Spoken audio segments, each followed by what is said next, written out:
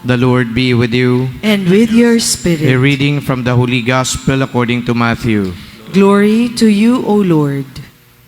Jesus again in reply spoke to the chief priests and the elders of the people in parables, saying, The kingdom of heaven may be likened to a king who gave a wedding feast for his son. He dispatched his servants to summon the invited guests to the feast, but they refused to come. A second time he sent other servants, saying, Tell those invited, Behold, I have prepared my banquet. My calves and fattened cattle are killed, and everything is ready. Come to the feast. Some ignored the invitation and went away, one to his farm, another to his business.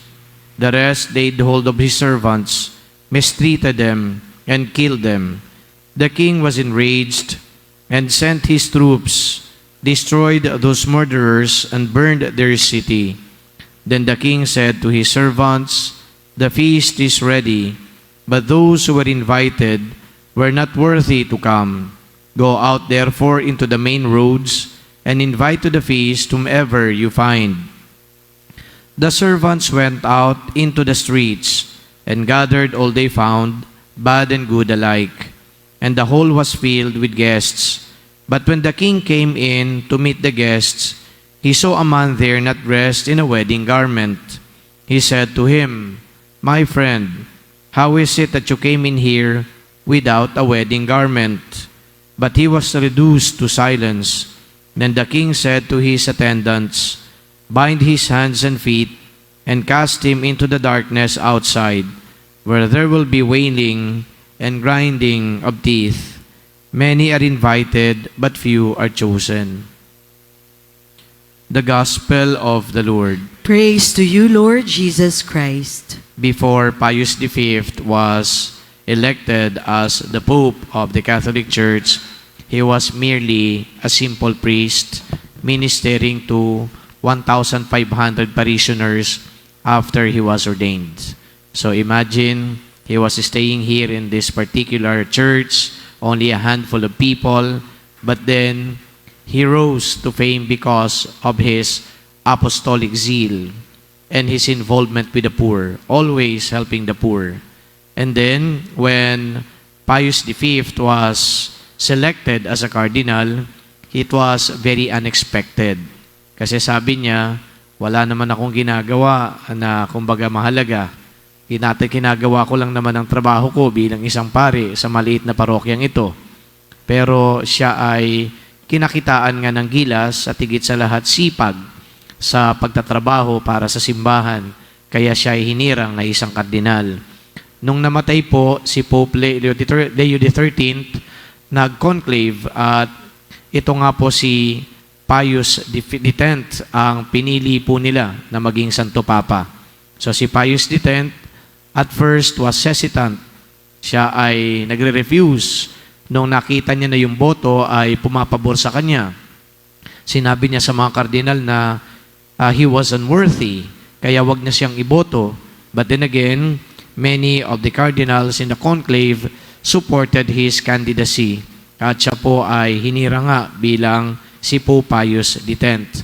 Nung siya ay hinirang na, ang unang-una naging gabay sa kanyang pag-govern ng simbahan, ayon nga po na binanggit ko kanina sa introduction, to renew or to restore all things in Christ.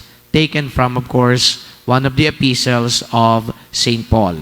So ang lahat dapat babalik kay Jesus. O di kaya, babaguhin ang lahat at ang pundasyon ng pagbabago ay si Jesus. Anong mga larangan o sektor ang binago po ni Pope Pius X?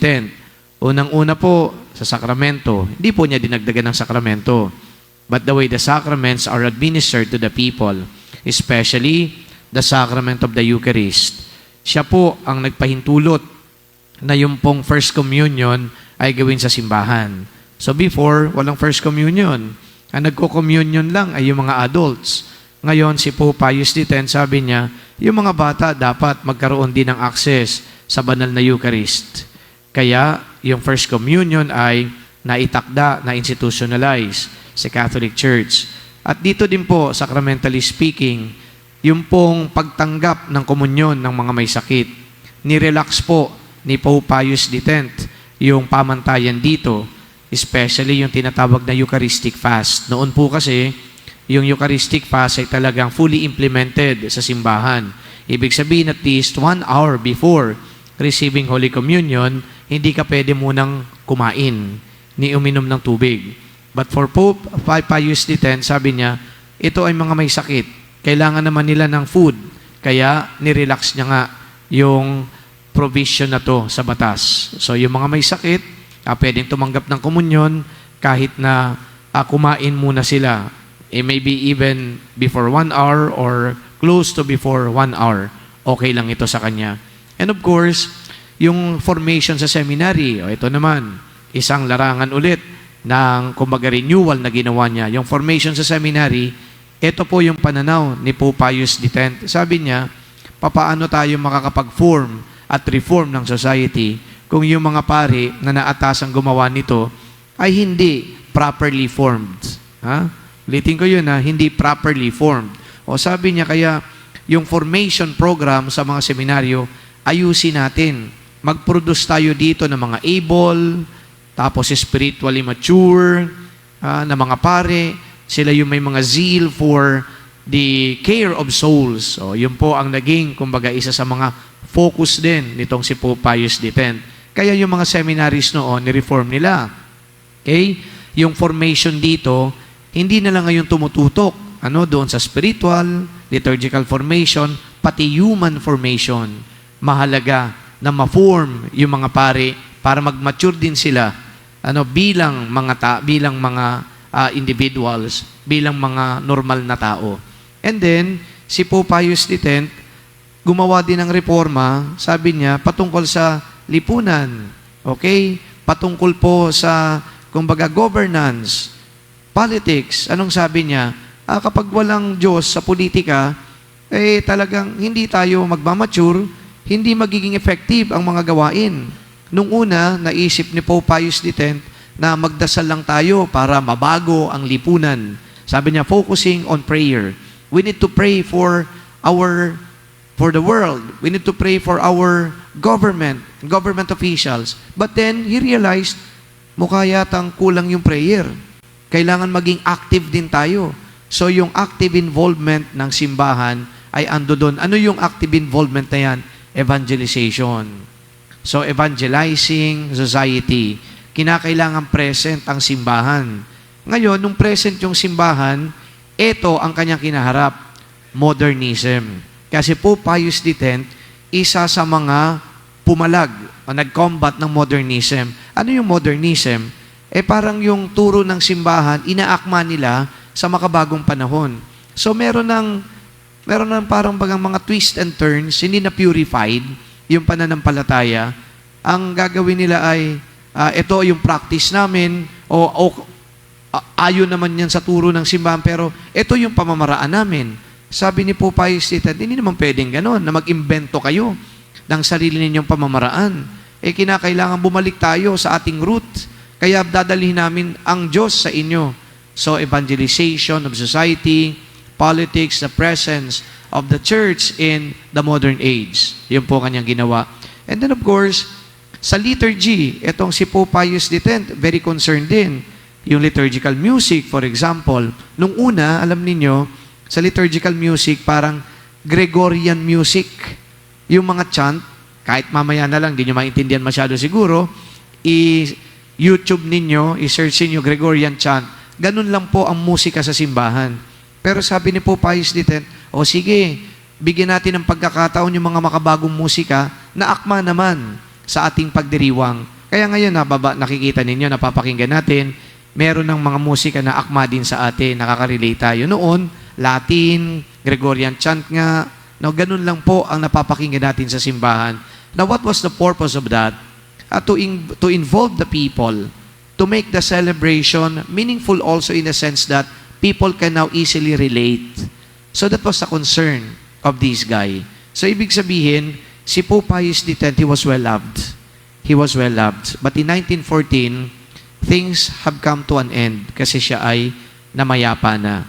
And then immediately after he died, marami ho ng mga pilgrims na pumupunta dun sa kanyang puntod. At maraming mga clamor na siyang gawing santo. And so in 1954, okay, 1914, tapos 1954, ilang years ang lumipas, mga 40 years ang lumipas, saka po siya ay dineklara bilang santo. Now, his work was so remarkable because those works are for the church, for the people of God, para magkaroon ng meaning lalo ang simbahan. Umakma din sa makabagong panahon na hindi corrupted ng modernism. Umakma sa makabagong panahon pero rooted in Christ. Ang focus, ang sentro ng lahat, si Jesus.